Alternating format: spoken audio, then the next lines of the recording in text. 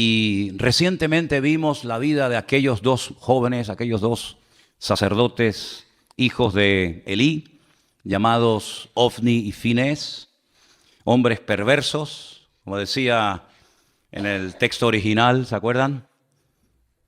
Benei Belial, hijos del diablo, así dice en hebreo. Y qué interesante cuando terminábamos un culto un día y nuestra hermana Beatriz me decía: tengo un micro secreto, algo que he descubierto de la Escritura, cuando el sacerdote Elí le dice a aquella mujer llamada Ana, digiere tu vino, mujer ebria, ella le dice: yo no soy una hija de Belial, Yo lo que soy es una mujer acongojada, con problemas, con luchas internas y con un gran dolor en mi alma, porque hasta el día de hoy he querido ser madre y no he podido. Y yo estoy derramando, le dice ella al sacerdote Elí, mi alma delante del Señor.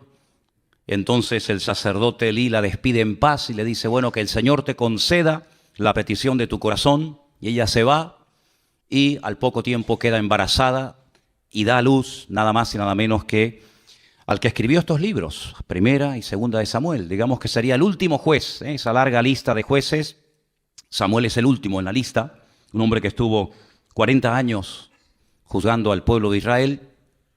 Y en el capítulo 4, después de hablar al pueblo y después de bendecirlo, etc., Israel toma la iniciativa de lanzarse a la guerra nada más y nada menos que contra los filisteos. Dice el versículo 1, por aquel tiempo salió Israel a encontrar en batalla a los filisteos. Los filisteos no le estaban atacando. Fueron ellos los que dijeron: vamos a atacar, vamos a encontrar, vamos a ponernos en el camino y vamos a hacerle la guerra a los filisteos. Y dice que Israel acampó junto a un lugar llamado Ebenezer, la piedra que me ayuda, o como algunos han traducido, hasta aquí nos ha ayudado el Señor. Y los filisteos acamparon en Afec, lugar que significa la fortaleza. Ahí estaban uno enfrente del otro, el valle en el centro. Y es terrible porque dice que los filisteos vencieron a Israel. Miren lo que dice el versículo 2. Los filisteos presentaron la batalla a Israel y trabándose el combate, Israel, el pueblo de Dios, fue vencido. Y dice que huyeron de la batalla y en aquel día murieron como 4,000. 4,000 personas. Ahora, yo no sé quién se encargaba de contar a los muertos, pero contar 4,000 cadáveres tiene que ser un trabajo tremendo, ¿no? Pero es que no solamente murieron 4,000, después vamos a ver que murieron muchos más. Y la cuestión está, ¿cómo es posible que el pueblo de Israel, que en aquel momento era el pueblo escogido por el Señor, perdieran una batalla frente a enemigos como los filisteos, que eran paganos, eran idólatras? Su dios principal era Dagón, tenía la forma de un pez, como si fuera una sirena, aunque tenía cara de hombre. ¿Cómo es posible que perdieran frente a un enemigo tan malo y tan perverso como los filisteos, el pueblo de Dios? Bueno, en primer lugar vemos que el Señor no le dijo en esta ocasión a Israel que fueran a pelear contra los filisteos ni contra nadie. Y eso es algo muy importante, es algo que hay que tener en cuenta, ¿saben? No se meta donde Dios no lo llama, hermano. No empiece a meterse en cosas, ahora voy a hacer esto, ahora voy a hacer aquello, sin tener instrucciones específicas de parte del Señor. Porque vas en tu nombre, vas por impulso, vas en la carne. Y eso a la larga te pasa factura. ¿Quién le dice a Israel: váyanse a la guerra y peleen contra los filisteos? Nadie. No es como en otras ocasiones que Dios habla y Dios revela su plan y su propósito al pueblo, sino que en esta ocasión Israel dice: vamos a pelear. En un golpe de impulsividad o de emoción, vamos a pelear contra los filisteos, que era una nación, que era un pueblo que estaba en la costa mediterránea, tremendamente poderoso.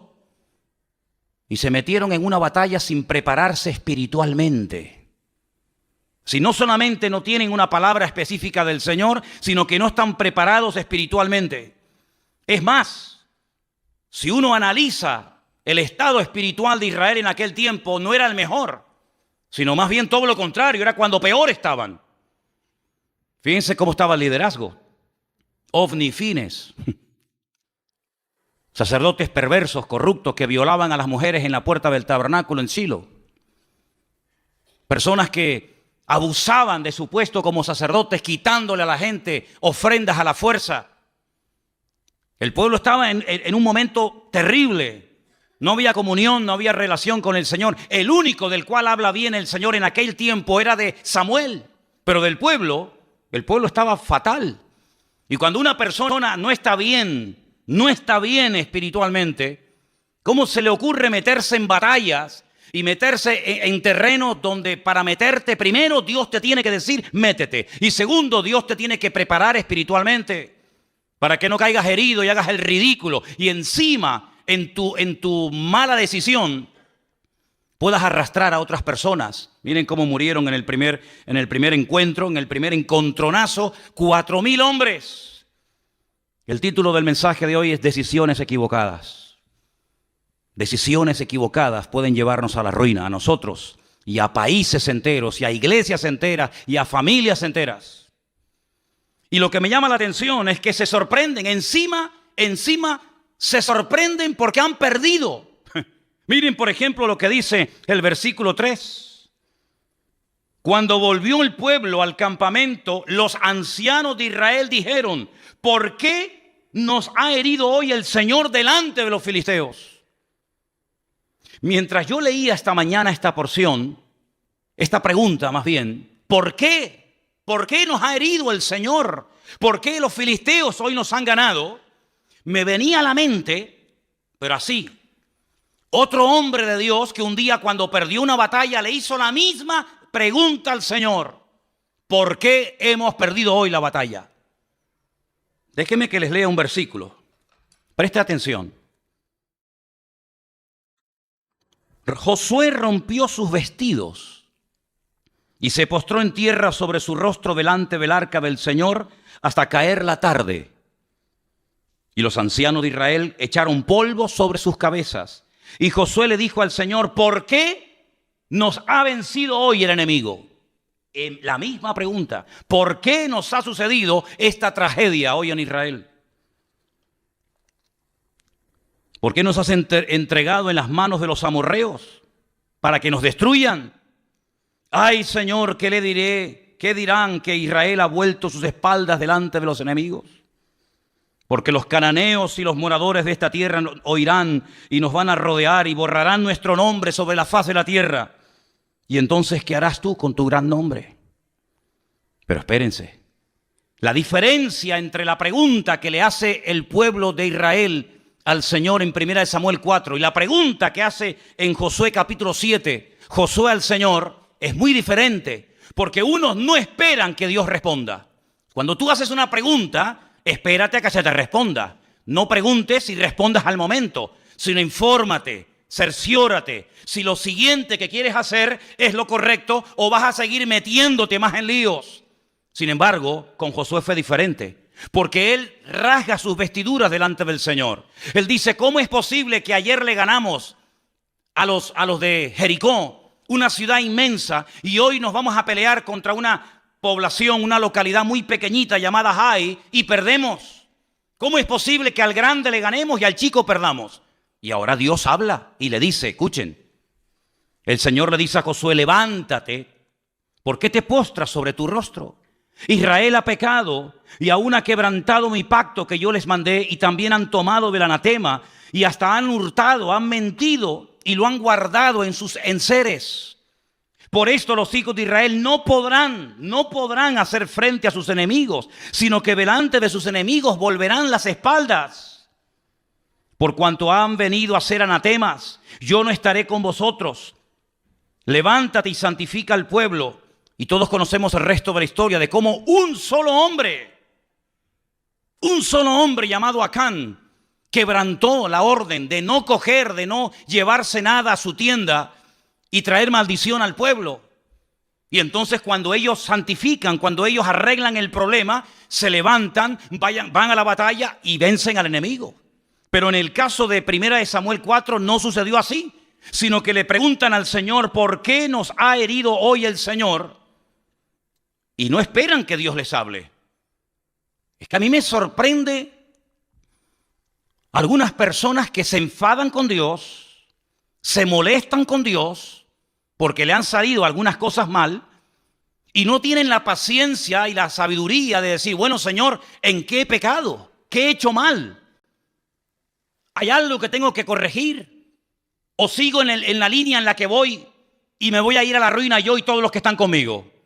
No esperaron en el Señor, no dijeron, bueno, vamos a estar un tiempo en oración, en búsqueda sincera y genuina de parte del Señor, sino que automáticamente preguntan y mira lo que hacen. Versículo 3, traigamos a nosotros de Silo el arca del pacto del Señor para que viniendo entre nosotros nos salve de la mano de nuestros enemigos. Otro error más.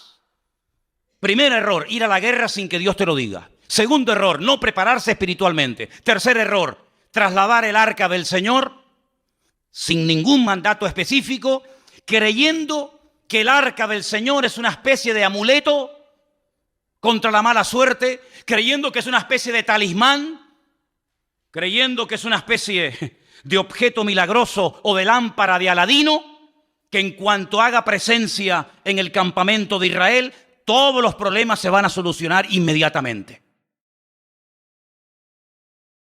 ¿Cuánta gente se rodea de cruces, de estampitas, de resguardos, de amuletos, creyendo que de esa manera están protegidos contra los malos espíritus, las malas influencias, que Dios está con ellos? ¿Saben lo que demuestran las personas que recurren a cosas creadas por el ser humano para autoprotegerse contra el mundo espiritual? ¿Saben lo que demuestran? Que no conocen a Dios. Porque si conocieran a Dios, sabrían perfectamente que Dios no necesita de nada ni de nadie para proteger tu vida y pelear tus batallas. No tenemos que llevar cruces en el cuello para protegernos de nada. No tenemos que llevar ningún tipo de amuleto, de resguardo para decir, ay, es que por si acaso me hacen algo o por si acaso alguien me hace algo. No, mi hermano, el ángel del Señor acampa alrededor de los que le temen y los defiende, dice la Biblia. Y decía el rey David, y de esto sabía mucho, y aunque un ejército acampe contra mí, no temerá mi corazón, porque el Señor es mi luz y mi salvación. Bendito sea Dios. Ellos dijeron, no, traigamos el arca. No importa si estamos en pecado, no importa. No importa si nos llevamos mal los unos contra los otros. No importa si la santidad ya es la asignatura pendiente. No importa si estamos bien o mal. Traigamos el arca, que al fin y al cabo no cuesta nada traer un mueble, trasladarlo de un sitio a otro, y el arca por sí misma nos defenderá contra el enemigo. Pero el arca no fue diseñada ni creada por el Señor para tales objetivos. El arca era, digamos, un mueble. Tenemos ahí en la entrada una especie de réplica, ahí tenéis una fotografía de cómo podía ser el arca en aquellos tiempos. En su interior, en esta caja, en este cajón de madera de acacia forrado de oro por dentro y por fuera, se guardaba un poco de maná para recordarle al pueblo de Israel que Dios había suplido milagrosamente durante muchos años el alimento en el desierto. Se guardaban las tablas de los 10 mandamientos, las que rompió Moisés la primera vez y la segunda, que estaban intactas en su interior. Y también la vara de Aarón también se guardaba cerca de este arca. Era un mueble de oro. Arriba pueden ver, en la parte de arriba, entre las alas de los querubines, estaba lo que llamaban el propiciatorio, y era el lugar en donde entraba el sumo sacerdote una vez al año y derramaba la sangre de un sacrificio que previamente había hecho en la entrada, y allí oraba y allí intercedía para que Dios protegiera al pueblo de Israel durante un año más, hasta el próximo día del Yom Kippur, el día del perdón. Tremendo. Parece que el pueblo de Israel no termina de aprender la lección. No es la primera vez que recurren a un objeto creado, no es la primera vez que recurren a un objeto depositando su fe en el objeto más que en el Dios del objeto. Ya lo habían hecho en el monte Sinaí, ¿se acuerdan? Cuando dice la Biblia que según ellos, Moisés tardaba mucho. No sabían qué había ocurrido con el varón de Dios. Y entonces dijeron, mira, como no sabemos lo que ha pasado con este hombre, si está vivo, si está muerto, si vendrá o no vendrá más, vamos a hacernos unos dioses, que nos vuelva otra vez a llevar por el desierto y volvamos otra vez a Egipto. Y dice la Biblia que Aarón, el hermano de Moisés, le pidió a la gente que les diera zarcillos y pendientes de objetos de oro y lo fundieron y le dieron forma y dice que hicieron un becerro de oro. Y entonces le dijeron, este es el Dios que te sacó de Egipto. Y cuando Moisés baja de la montaña se encuentra aquel espectáculo vergonzoso y les dice, ¿qué habéis hecho?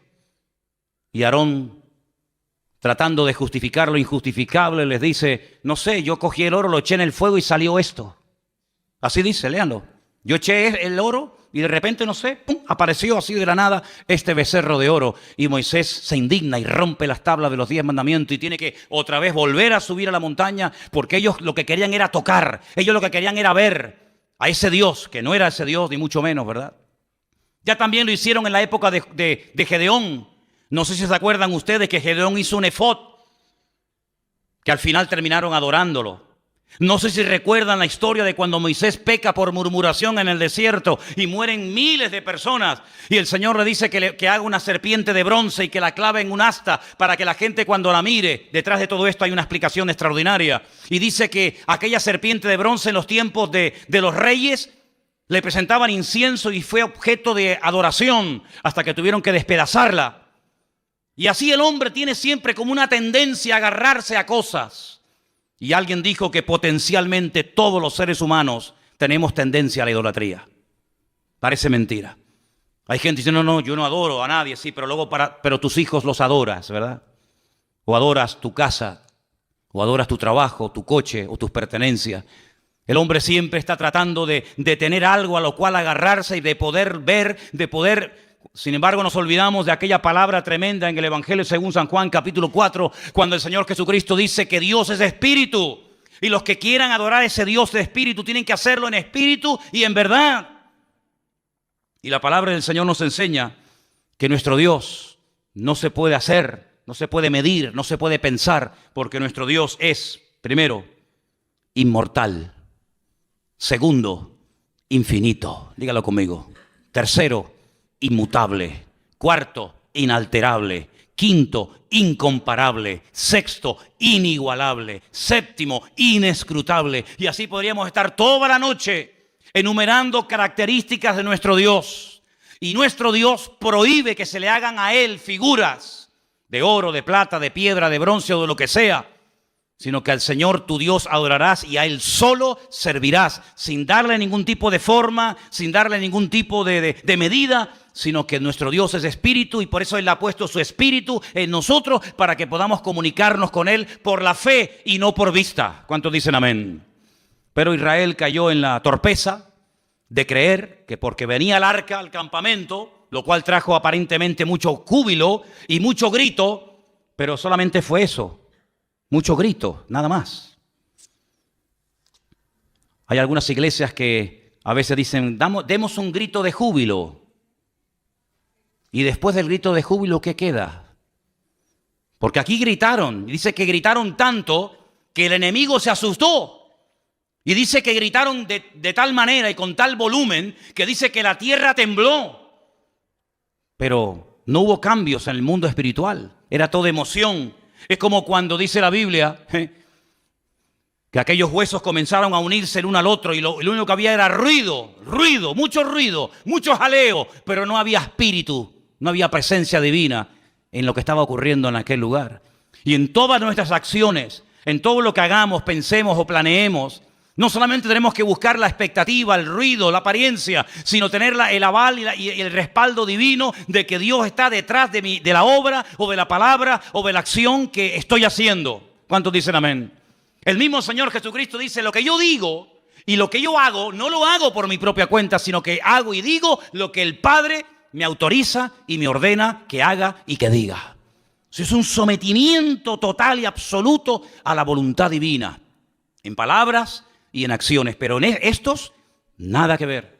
Se quejan porque Dios nos ha abandonado, porque el enemigo se ceba con nosotros, pero escuchen, si vamos un poquito más adelante, por ejemplo, al versículo 10, cuando ellos ya se creen fuertes porque ya tienen el arca de la alianza entre ellos, dice, Pelearon pues los filisteos, y otra vez dice, terrible, Israel fue vencido. Ya es la segunda vez. Primera vez, te dio una paliza y 4.000 hombres perdieron la vida. Y no aprendes, no hay manera, Vas de mal en peor y sigues y sigues y sigues. Pero ¿cuándo nos vamos a dar cuenta que lo natural es un reflejo de lo espiritual? ¿Cuántos millones de veces tengo que decir lo mismo? Que cuando las cosas van mal, Dios te está dando un mensaje que tienes que saber interpretarlo y tienes que pararte y preguntarle al Señor, Señor, ¿qué está ocurriendo? Porque no es como el mundo dice, bueno, es mala suerte, es una mala temporada, no. Sino que la palabra del Señor nos da principios concretos y específicos para que la victoria no sea algo casual, algo esporádico, sino sea la tónica habitual de nuestra vida. Y cuando en mi vida no hay victoria, cuando en mi vida lo único que hay son desgracias, follones, peleas, divisiones, enfermedades, conflictos, etcétera, etcétera, tienes que pararte, querido. Y tienes que preguntarle a tu Dios, que dicho sea de paso, es un Dios de amor, que quiere lo mejor para sus hijos. Señor, ¿qué estoy haciendo mal? No como esto que le decían, ¿por qué nos has abandonado? No, el problema no está que Dios les ha abandonado. El problema es que ustedes han abandonado a Dios. No le eches la culpa a Dios. Como dicen los inconversos que todos conocemos, ¿y si Dios es tan bueno? ¿No has encontrado gente así? Bueno, si Dios es tan bueno, ¿por qué se mueren los niños de hambre? ¿Y por qué hay guerras por aquí? Como si Dios fuera el culpable de todo eso. Y aquí está esa actitud reflejada. ¿Os dais cuenta que el corazón del hombre, da igual si es en el Antiguo, en el Nuevo Testamento, en la Edad Media o en el tiempo presente, el corazón del hombre es igual? Siempre tratando de buscar el chivo expiatorio. Siempre tratando de echarle la culpa a algo o a alguien, menos a sí mismo. Claro, hemos perdido la guerra porque nos has abandonado. La culpa la tienes tú. Porque yo fui a la guerra, yo afilé mi espada, yo me fui con mi coraza, con mi yelmo, con mi jabalina, me fui preparado, pero tú no me apoyas, tú no estás conmigo, tú no me respaldas y por eso las cosas me van mal en la vida. No caigas en ese error. Los que hablan así son los que no conocen a Dios.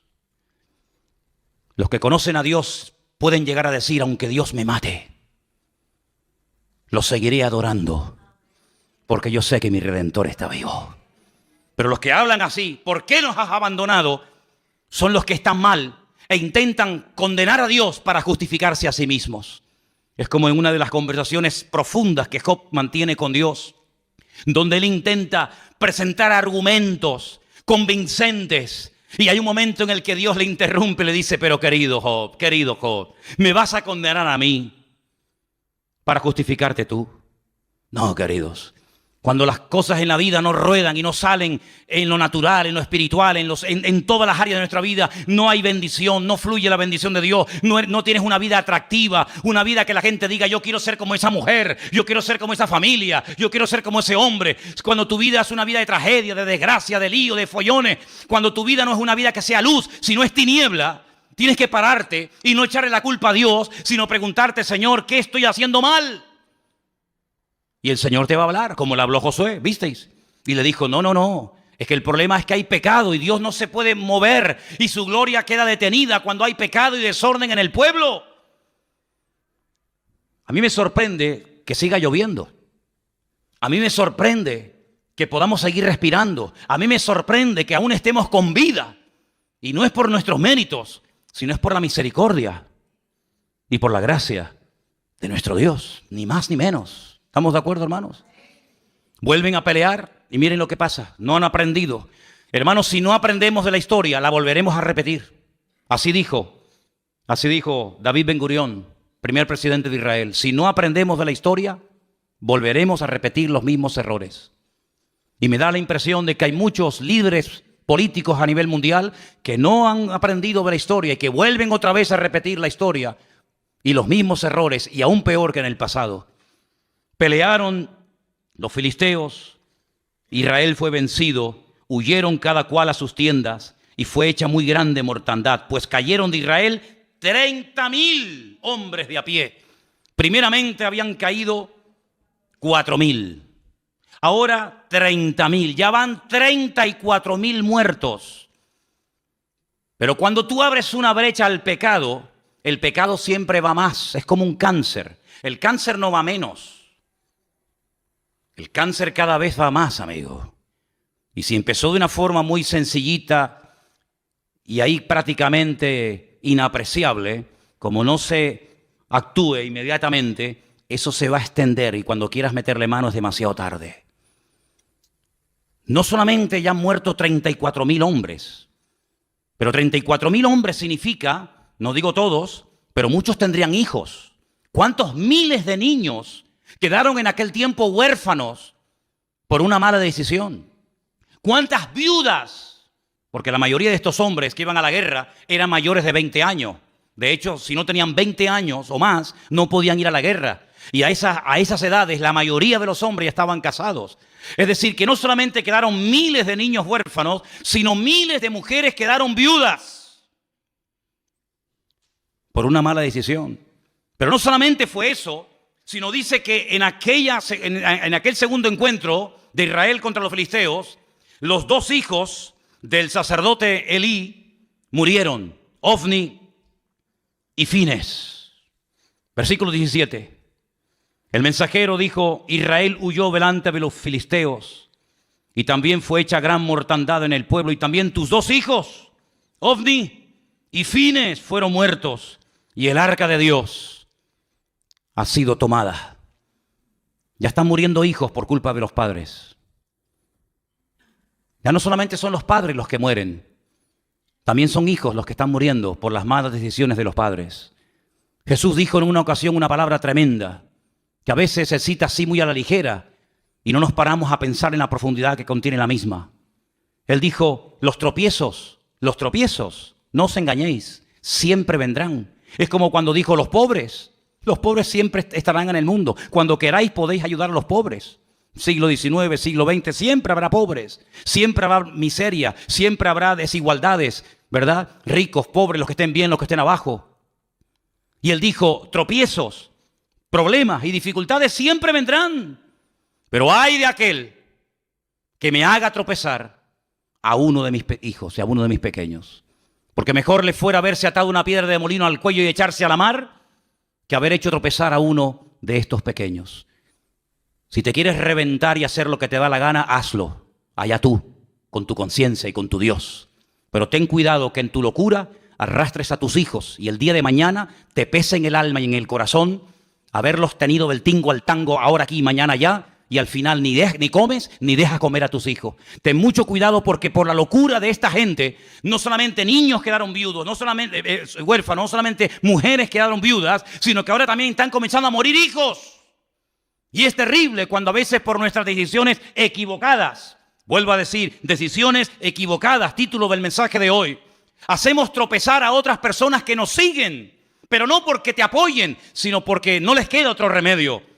Pero no te olvides que el que te sigue a la fuerza algún día te abandonará, porque los que nos tienen que seguir a nosotros no es por la fuerza, no es por la presión, sino es por la convicción. También seguían a Saúl, pero dice que le seguían temblando de miedo. Pero sin embargo dice que había muchos que seguían a David desarmados, pero porque tenían una confianza tremenda en su líder, porque sabían que era el hombre más cerca del corazón de Dios. ¿Te das cuenta? 34,000 muertos, miles de niños huérfanos, miles de viudas solas, los hijos del sacerdote muertos.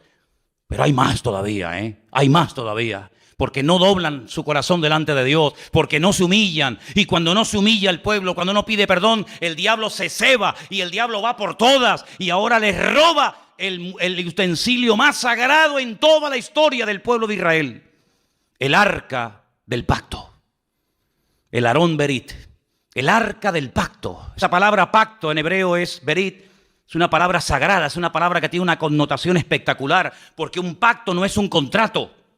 Un contrato se quiebra, se rompe cuando uno de los dos no cumple las condiciones. Pero los pactos que Dios ha hecho no se quiebran. Los pactos de Dios son eternos. Y ellos traen ese mueble que es el símbolo, es la representación física, tangible y visible de un pacto que un Dios eterno ha hecho con un pueblo que le está siendo infiel. Y lo que recurren es al tipo, al símbolo, en vez de al Dios del pacto. Qué tremendo cuando aquella mujer llamada Helena se dedicó a ir por Tierra Santa, sobre todo por Jerusalén, buscando reliquias. Era la madre de Constantino, supuestamente el primer emperador romano convertido o que reconoció y admitió el cristianismo como la religión oficial del Imperio Romano. Y fue a Jerusalén y comenzó a buscar el lugar donde Cristo había muerto. Y fue a Jerusalén buscando la túnica que le habían quitado los romanos cuando estaba clavado en la cruz. Y fue a Jerusalén tratando de encontrar astillas de aquella cruz y los clavos y las espinas y la sandalia y esto y aquello. Y ahí comenzó todo un negocio y toda una parafernalia litúrgica y religiosa acerca de cosas, ¿verdad? Y la gente hasta el día de hoy adora y se agarra y se aferra a cosas, al fin y al cabo creadas por el ser humano. Y cuando vamos a Israel yo le digo a la gente, ¿y qué más da? ¿Qué más da? Si sobre esa piedra el Señor se inclinó, se sentó o lloró, ¿qué más da? No deja de ser una piedra, no adoremos la cosa, adoremos al que vive por los siglos de los siglos, amén. Sin embargo, el hombre, como dije antes, tiene una tendencia brutal a la idolatría. Y si no tiene nada o a nadie a quien adorar, recurre a la peor de todas las idolatrías, que es la egolatría, que es adorarme a mí mismo y decir yo soy el dueño, yo soy el Dios. Y encima le digo al verdadero Dios, tú no existes, el que existe soy yo. Esa es la peor de las idolatrías. Y esto es lo que le pasó al pueblo de Israel, un pueblo que tenía que ser cabeza y se convirtió en la cola y en el hazmerreír de los filisteos en aquella época. Quiero que volvamos a ver esa imagen donde veíamos el territorio que ocupaban los filisteos en aquella época. Esa franja mediterránea larga, de más de 50 kilómetros de largo, en color rojo. Era el territorio que en aquellos tiempos ocupaban los filisteos. Los filisteos no eran originarios de allí. No. Los filisteos eran un pueblo, la mayoría de los historiadores dicen que puede ser que vinieran de la isla de Creta. No eran oriundos de Canaán. Eran de otro lugar que decidieron trasladarse en barco y tomar posesión de esas ciudades tan importantes que hasta el día de hoy existen. Por ejemplo, tal vez la ciudad más famosa que tenía los filisteos en aquel tiempo, que sigue existiendo hoy en día, es la ciudad de Gaza. ¿Quién no ha oído hablar de la franja de Gaza? A continuación estaba la ciudad de Askelón, donde murió ¿quién? Sansón, en el templo del dios Dagón. A continuación estaba la ciudad de Asdod. Estamos hablando de ciudades preciosas. He tenido la oportunidad y el privilegio con Elena de visitarlas. La ciudad de Askelón es una belleza de ciudad. Asdod, ni te imaginas. A continuación estaba Ecrón. Y a continuación estaba Gat. Son las 5 ciudades de los filisteos. Las 5 piedras que David cogió del arroyo era para matar a los 5 gigantes de las 5 ciudades más importantes del Mediterráneo, en aquel tiempo dominadas por los filisteos: Gaza, Asdod, Askelón, Ecrón y Gat. Ellos controlaban la salida y la entrada de mercancías. Los puertos principales, los puertos que en aquel momento operaban, estaban allí. Y ellos podían otear al horizonte las naves que venían con suministros, y también controlaban la mercancía que salía del país. Es decir, los filisteos eran expertos en oprimir la economía del país. Eran expertos en decir esto entra o esto no entra. Esto sale o esto no sale. Es decir, no eran enemigos que solamente peleaban cuerpo a cuerpo con Israel, sino eran enemigos que atacaban el suministro de mercancías, ¿verdad? Toda la infraestructura de los filisteos era precisamente evitar que económicamente el país prosperara, porque ellos eran los que permitían o impedían que las mercancías entraran o salieran del país. Qué interesante, ¿verdad? Cómo cada uno de los enemigos que se afincaron en la tierra de Canaán, cada uno de ellos tenía su característica. Qué tremendo cuando aquel filisteo desafía al pueblo de Dios. Lo vamos a ver más adelante en estos próximos días en el libro de Samuel.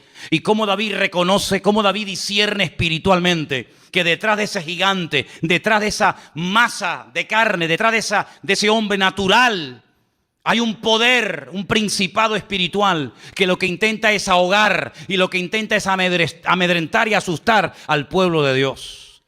El arca es robada, se la llevan los fariseos a su tierra. No es que obraran mejor que los israelitas, pero a veces, escúchame bien, los inconversos son el látigo que Dios utiliza para tratar con tu vida. Escucha bien esto que te acabo de decir. Tal vez lo has oído o tal vez la primera vez en tu vida que un pastor te dice esto. Ten cuidado porque si no escuchas la voz de Dios, si no prestas atención a la voz de Dios, puede ser que Dios le permita a algún inconverso golpearte y humillarte para que busques a Dios sí o sí. No te olvides que Dios puede utilizar al faraón para decirte ven y toma tierras y vive de maravilla, o al mismo faraón o a otro lo puede utilizar para amargarte la vida y para impedirte y coaccionarte tu libertad. Dios puede utilizar a un Nabucodonosor para destruir a un templo y para destruir una civilización y para destruir a todo un pueblo y una ciudad, y al mismo personaje el Señor lo puede utilizar para levantarte y para prosperarte y ponerte con autoridad y con poder en Babilonia, como fue el caso de Daniel, Mesac, Abednego y Misael. No te olvides que Dios puede utilizar a un Ciro, ¿verdad?, para volver a reconstruir el templo, o puede utilizarlo para destruir el templo. En otras palabras, Dios quiere tratar con tu vida sí o sí. En esta iglesia o a la que vayas, no puedes huir del trato de Dios. Si no le escuchas por las buenas, tendrás que escucharlo por las malas.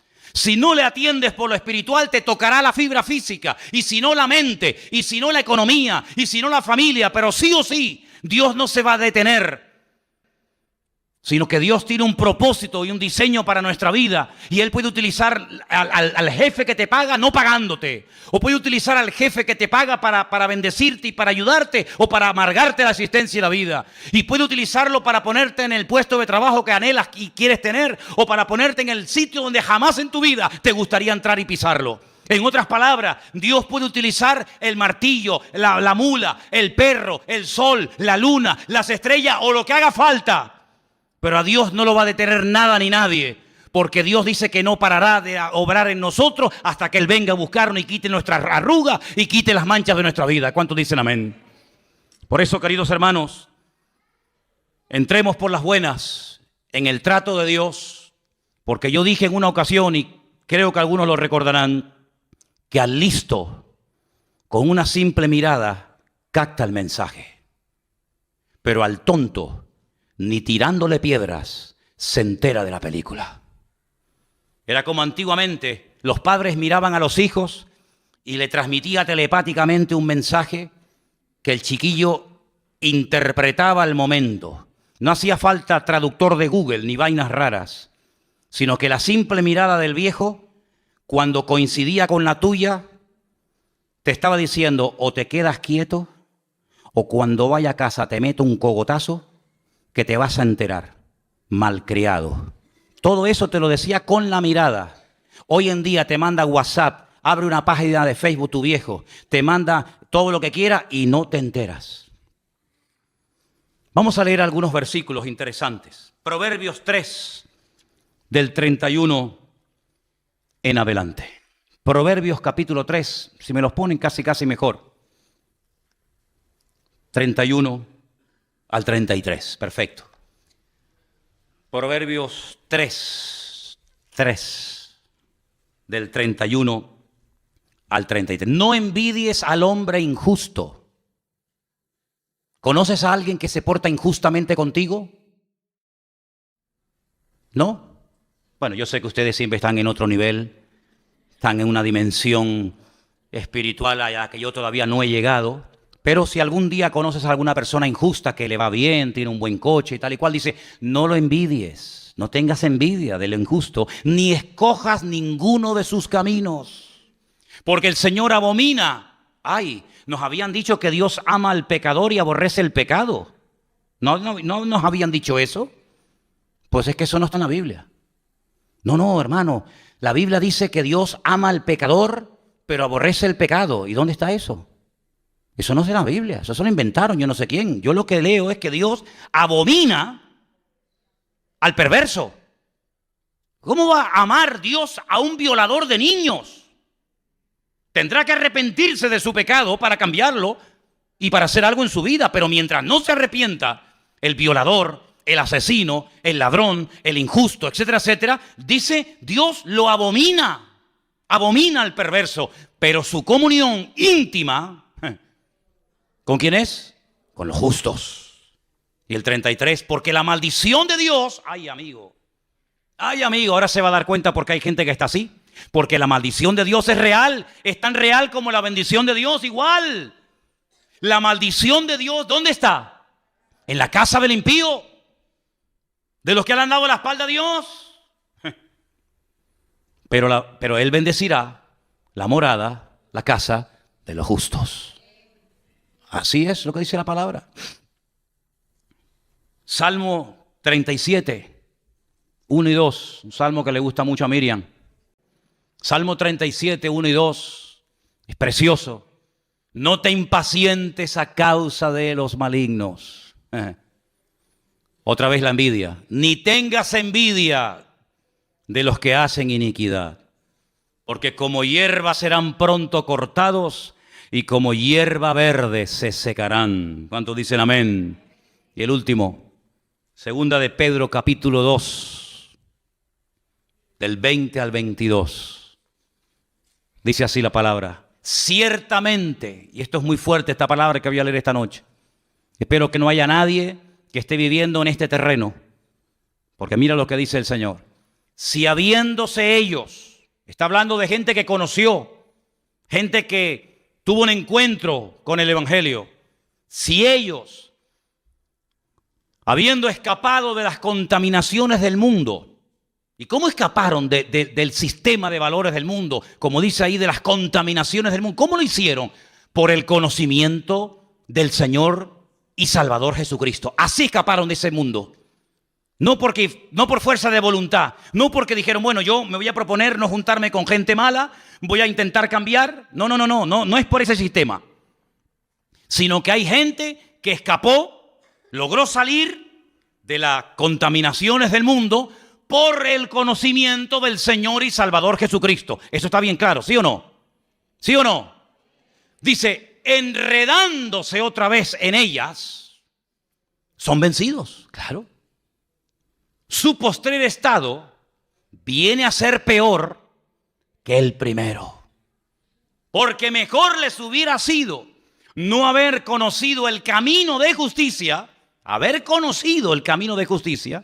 que después de haberle conocido, volverse atrás del santo mandamiento que les fue dado. Pero les ha acontecido lo del verdadero proverbio, que el perro vuelve al vómito y la puerca lavada a revolcarse en el cieno. Ay, amigo, más claro agua, ¿eh? Aunque usted no lea esto en hebreo, ni en arameo, ni en griego, usted lo entiende perfectamente. Yo tengo que decir como pastor, y me gustaría decir todo lo contrario, pero mentiría si lo hiciera, que nunca he conocido a nadie que se haya apartado de los caminos del Señor, que su vida haya sido una maravilla. Si así fuera, más de uno se vería tentado a decir, oye, separándome del Señor, vivo mejor. Pero es que no hay ni la más mínima tentación en los que hemos nacido de nuevo.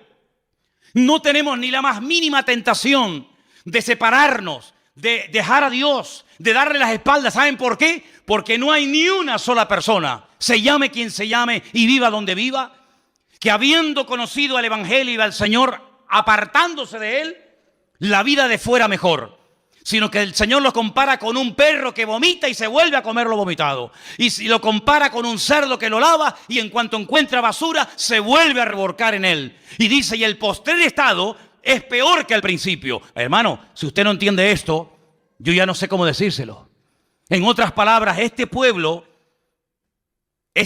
quiere arreglar externamente lo que solamente se puede arreglar internamente. Mira, no le estés regalando tantas flores a tu mujer y después la estás engañando con otra. ¿Me entendiste? Toma, mi amor, un ramito de flores.